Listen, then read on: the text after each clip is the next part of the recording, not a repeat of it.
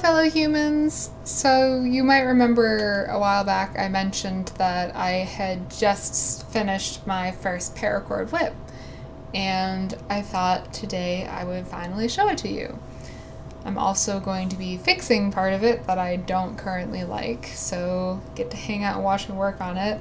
Now, I learned to make this entirely through the internet. Mostly Nick's Whip Shop here on YouTube. I will link to him in the description because he's seriously amazing.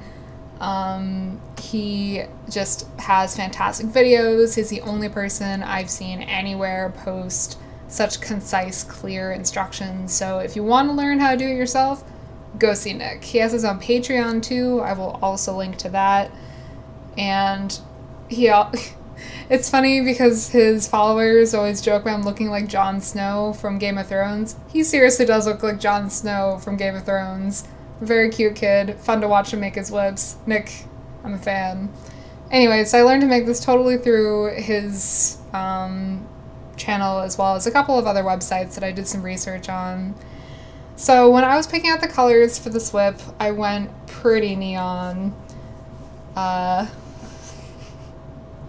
went for, I'm very prone to hot pink, and I saw this hot pink and I was just like, oh, I need this.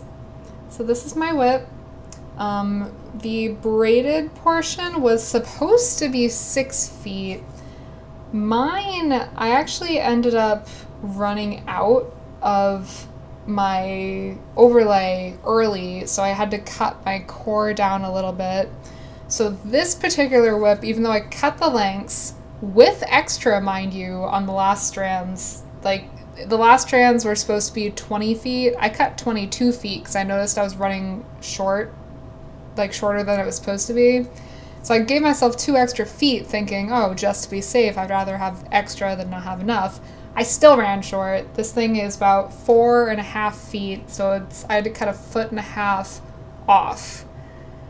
I shouldn't have been that surprised though, because I've been knitting and crocheting since I was in 2nd grade. Short tangent story. When I was very, very young, I think I was about 7, I lived in this little duplex. My parents, me, my brother, and the next door was this little old lady named Connie. And one day after school, I must have seen her outside or something because I ended up over at Connie's house and I forgot to tell my parents that I was going over to visit with Connie next door. And she was teaching me how to crochet that day because I was interested in it. And I remember specifically where she taught me like the zigzag stitch because she was working on a blanket.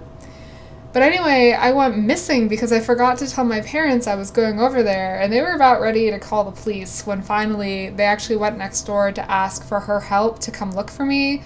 And, you know, I've been panicking all afternoon wondering where did tiny little 7-year-old Shell go, and turns out I was next door learning to crochet with the elderly lady.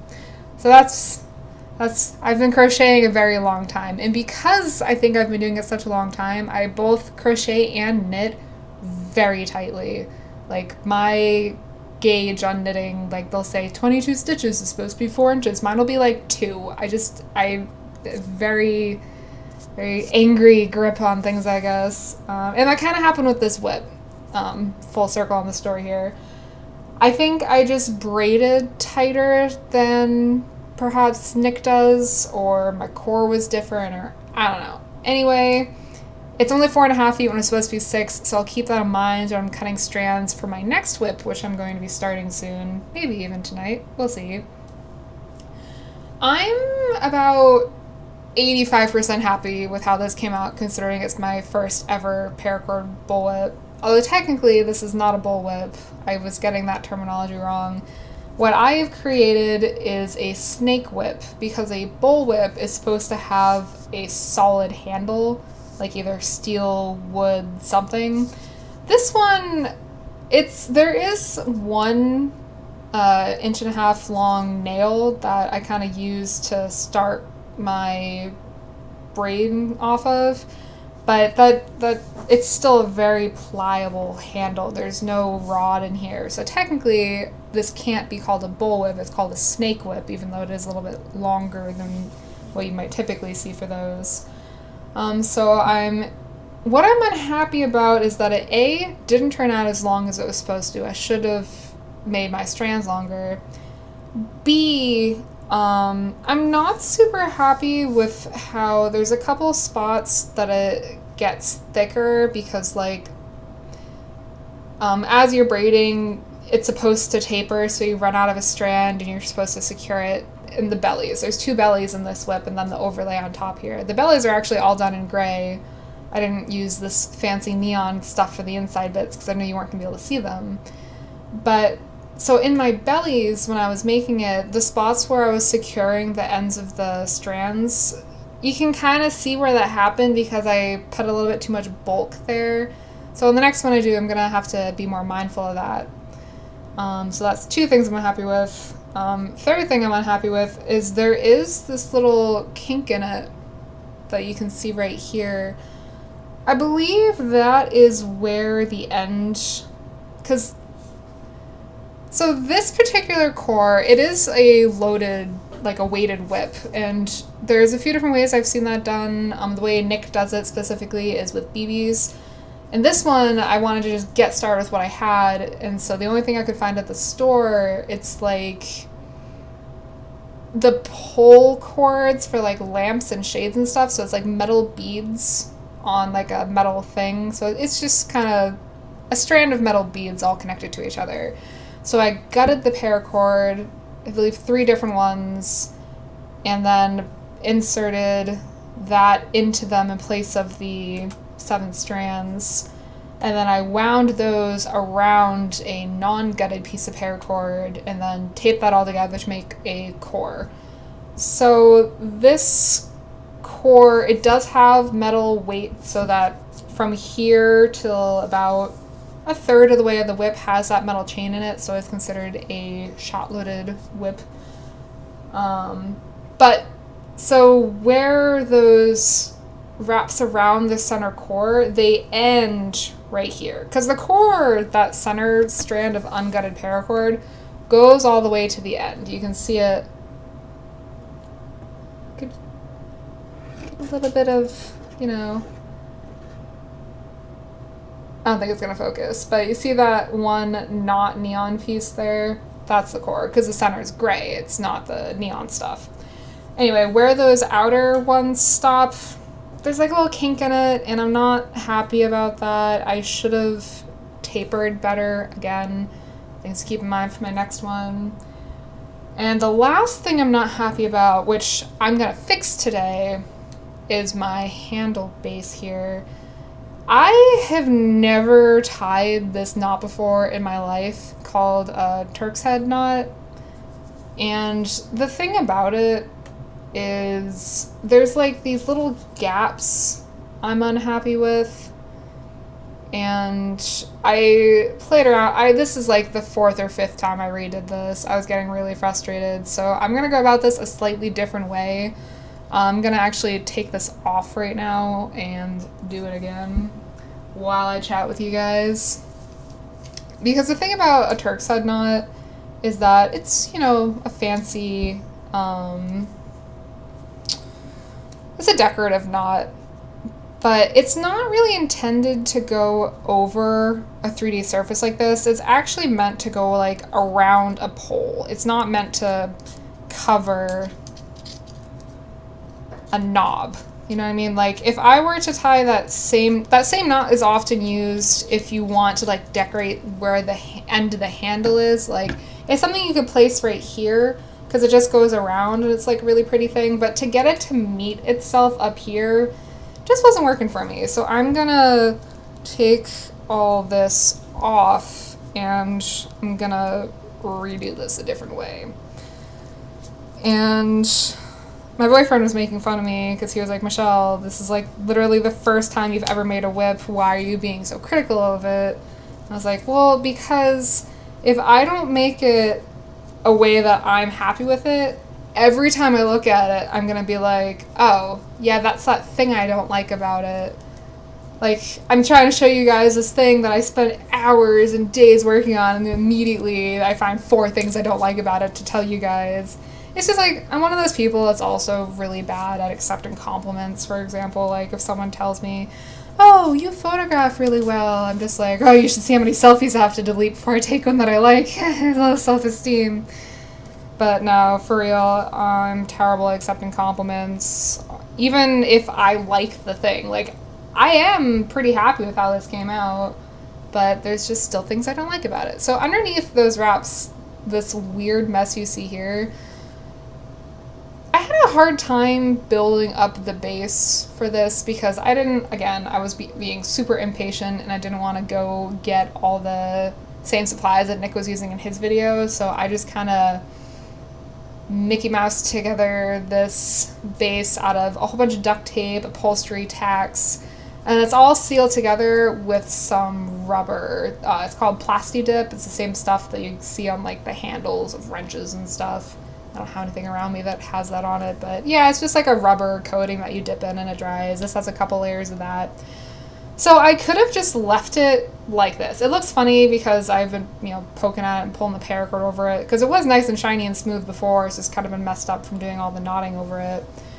But it would have been super easy to just have a nice clean finish of the rubber. But at this point, I'm determined to get my fancy knot on there. And the way I'm going to do that is I'm going to create a cover for the very, very end, and then when I redo the knot, it's not going to have to meet itself at the top, so it should space itself more evenly and actually be pretty. So anyway, I'm working on that right now. But I did order a bunch of supplies to start my next whip as soon as I'm done finishing the handle on this one, and I'm pretty stoked because I got the better supplies to do the next one.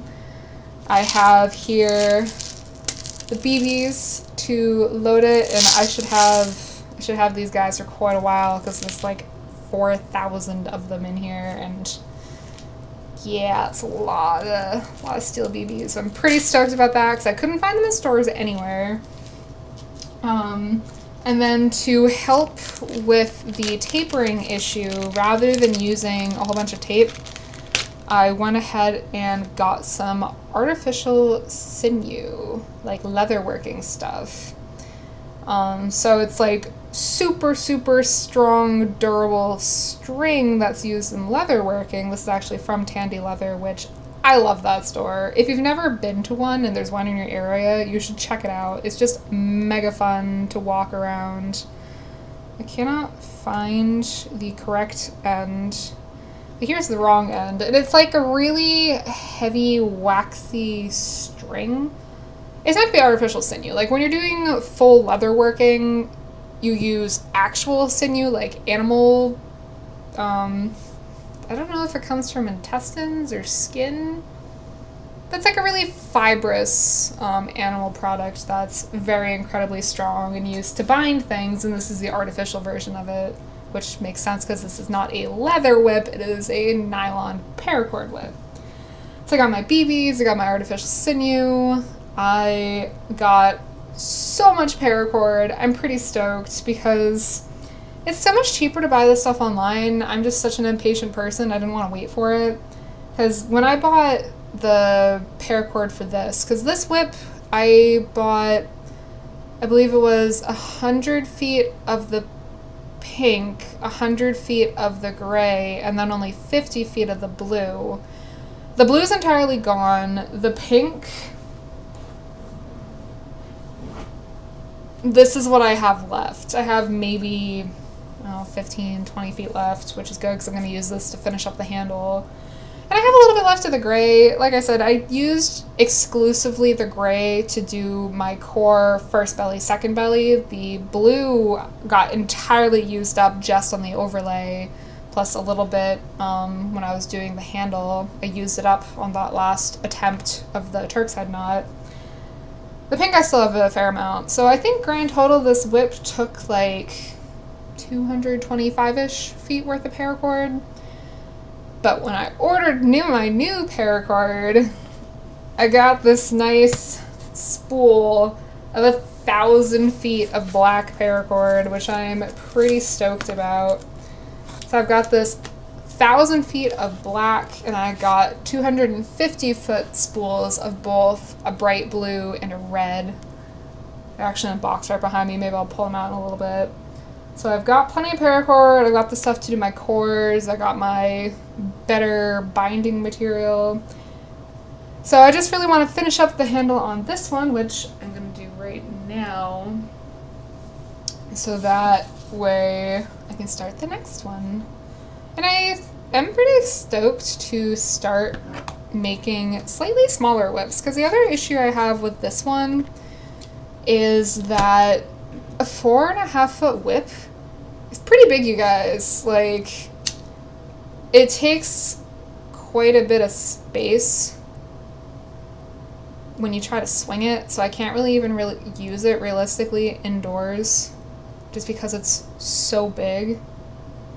I like kind of burn myself, that's alright. I have like really sensitive fingers for being an artist. I'm supposed to be using like a pair of pliers here. Nah, let's use our hands. Anyway, so 4.5 feet is just, it's a lot.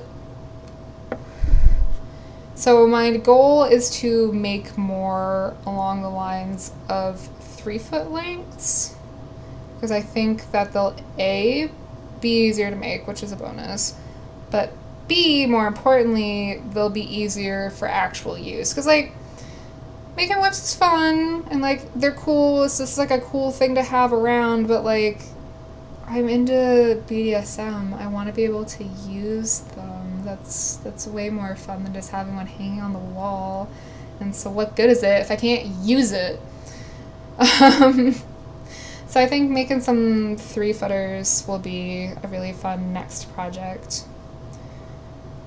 And I've already got at least 2 of my personal friends that really want me to do custom orders for them.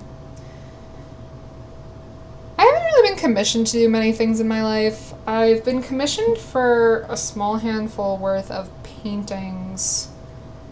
Maybe one day I'll do like a paint with me, I could even do it live. That might be kind of fun. Do like a wine and paint night. Actually sounds super fun. We should do that. I should do that. No, I mean, you would be there. It'd be alive. I'm not really sure what kind of viewers I'm going to end up with on this channel. I wonder who you people are out there. You people. Like, because the thing about posting these sorts of things with, like, the bondage and whatnot is I know I'm going to end up with a lot of your kind of stereotypical internet creeper. No offense. I mean, we all creep on the internet sometimes, but you know what I mean. Like, the really negative people, and I don't want that. I don't want to build that kind of community. I'm not interested in associating with that kind of person. I'm really hoping that people more like myself will somehow magically find this channel. Like, you know, just the random craftsy kinksters who spend time on YouTube. Just come hang out on my channel. It'll be a fun time. It'll be our little internet family. It'll be great. So, another little shout out for Nick here, but Nick's Whip Shop. So the video that I had watched was fairly old. It's like a 3-year-old video. His how to make a 6-foot bullwhip video, which clearly I only kind of followed because this isn't even a bullwhip. But